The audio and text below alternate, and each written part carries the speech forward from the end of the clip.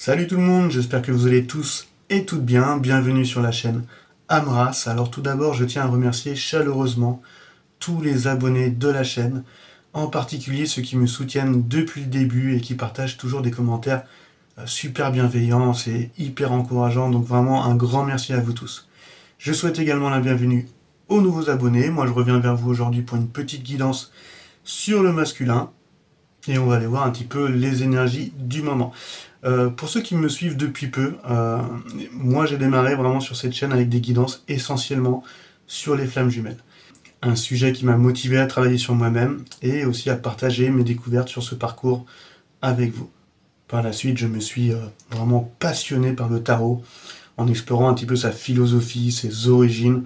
Et j'espère un jour d'ailleurs vous faire une vidéo voilà, qui sera dédiée vraiment aux origines du tarot. Et tout comme toutes personnes qui sont sur ce genre de parcours, forcément, on s'intéresse beaucoup au développement personnel. Donc j'ai beaucoup lu, voilà. Donc il y a peut-être certains ouvrages, voilà, qui moi m'ont aidé et que je vous présenterai sûrement lors de prochaines guidances. Par la suite, après, j'ai choisi de diversifier vraiment les thèmes abordés pour ne pas limiter ma chaîne exclusivement au FJ, car je souhaitais vraiment toucher toutes les personnes voilà, qui étaient un petit peu en quête voilà, vers ce retour à soi. Car vous le savez bien, tout type de relation, de toute façon, nous invite à nous introspecter et à mieux nous comprendre à travers l'autre. Cependant, aujourd'hui, j'ai choisi de consacrer une session spéciale au thème masculin. Voilà pourquoi la guidance d'aujourd'hui lui est dédiée. Et sans perdre de temps, nous allons commencer tout de suite avec les énergies actuelles de ce cher masculin. On va aller voir un petit peu son état d'esprit du moment. Ça va être un peu l'énergie qui va porter le jeu. Je vais tirer 3 arcanes majeures du tarot dit de Marseille, d'Alexandro Rodorowski, que je vous conseille d'ailleurs pour ceux qui sont intéressés au langage visuel du tarot. Donc pensez à la personne de votre cœur et c'est parti pour les énergies du moment concernant le masculin. Allez, hop. Alors, une petite carte. On a le battleur. Hop, parfait. Là, on a le mât. Ok. Donc, il y a le magicien. On débute une nouvelle chose, on avance vers quelque chose. Il y a la naissance de quelque chose. Avec le mât, il y a comme notre âme un petit peu qui nous pousse. On voit le chien bleu ciel qui symbolise un peu la réceptivité. Il est poussé voilà, à aller vers l'appel de son âme. Et on va aller voir la troisième carte pour éclaircir tout ça. Hop. Sur ce vers quoi il va. Mais du fait que le battleur soit positionné en première position et qu'il regarde dans son passé, il y a un peu de mal à prendre ce nouveau départ quand même. Hop. On va aller voir sur ce vers quoi le mât va, parce que lui, il regarde vers l'avenir, il vit ce moment présent pleinement. Il a tout ce qui est essentiel pour lui dans son sac. Il est prêt à partir à l'aventure, dans l'inconnu. Alors, sur ce vers quoi va le masculin. Hop. Et là, on a la mort. C'est la carte vraiment où on se débarrasse un petit peu de l'ancien pour dégager en fait la voie au nouveau. Donc c'est un appel à une initiation, à une transformation. Donc là, on voit quand même qu'il y a un nouveau départ qui a mis du temps à être pris avec ce magicien. Pourtant, il y avait tout le potentiel, voilà, pour pouvoir y arriver. Mais voilà, le magicien, le battleur regardait trop peut-être vers le passé. Derrière, on voit que dans la suite des événements, il y a le mât. Donc, il va être poussé, il va comme récupérer un petit peu son pouvoir, justement laisser son passé derrière soi, garder ce qui lui semble essentiel, voilà, ses nouvelles valeurs, et il va suivre un petit peu voilà, cet appel de son âme pour entamer un tout nouveau cycle dans sa vie, quoi. Et derrière, on a la carte voilà, de la mort, cette renaissance. Cette carte est hyper intéressante quand on l'observe. C'est vraiment, voilà, on abandonne un petit peu nos anciennes manières aussi de penser, de ressentir ou même de nous comporter, afin voilà, de pouvoir nous ouvrir à du nouveau voilà, dans notre vie.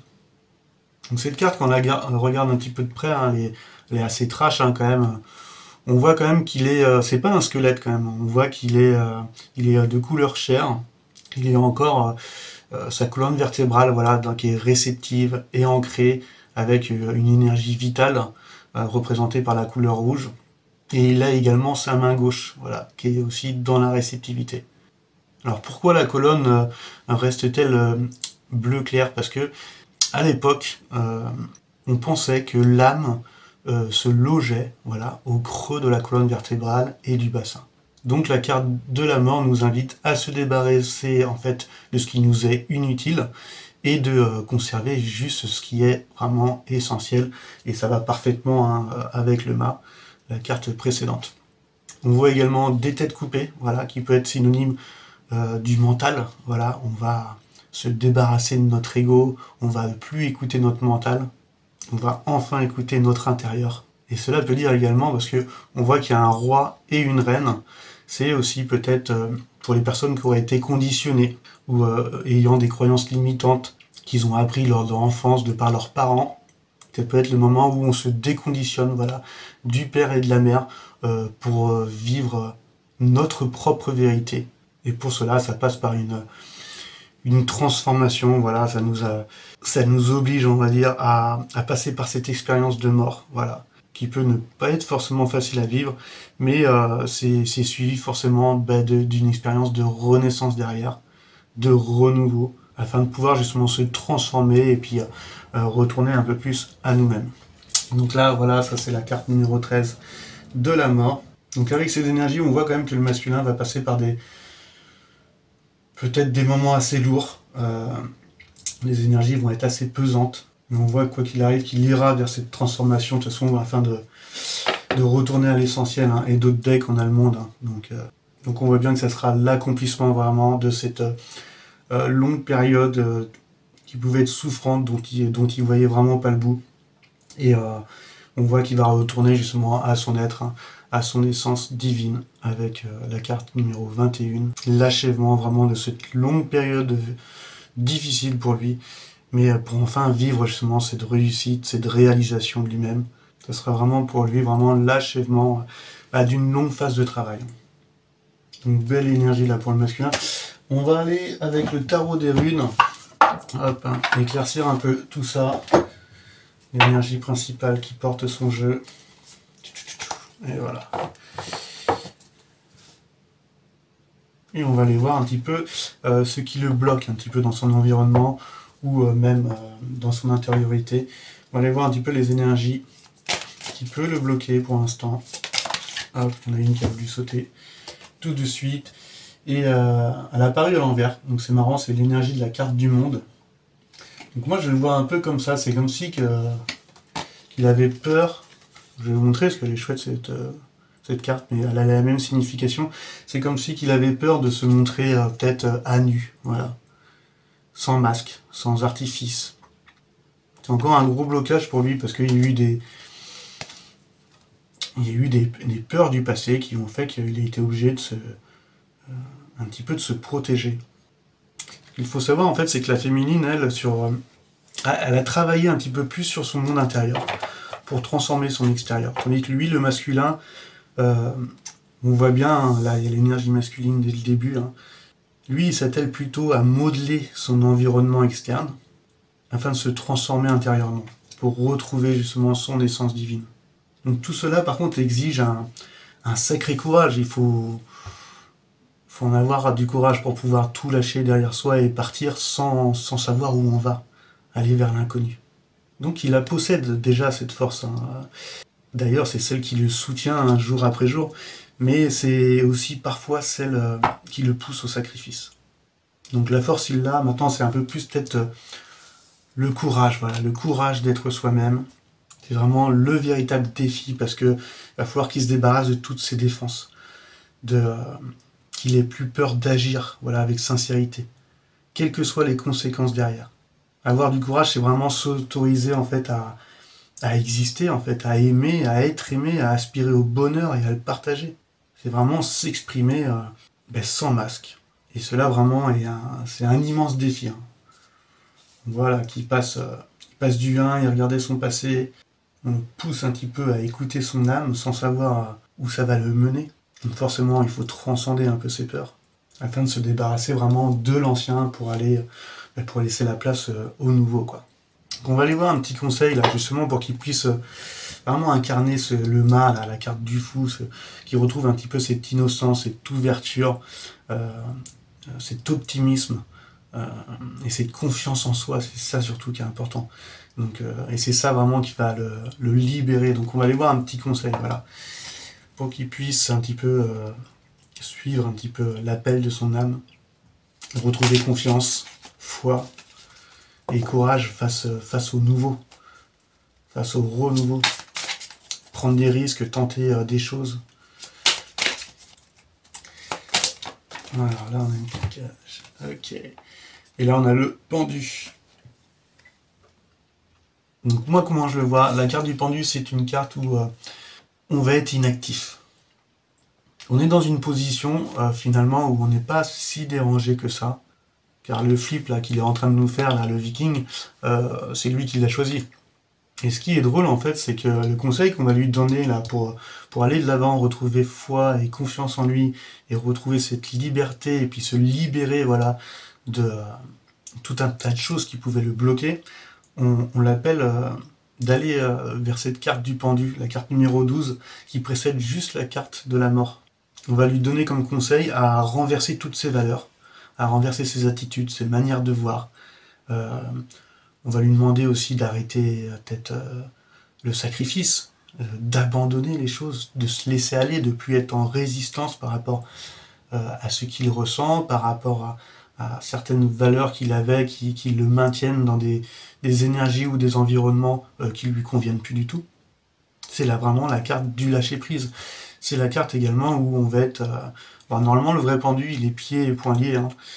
Il est nu également, donc il est défait un petit peu de tout, encore une fois, de tout artifice, de tout masque.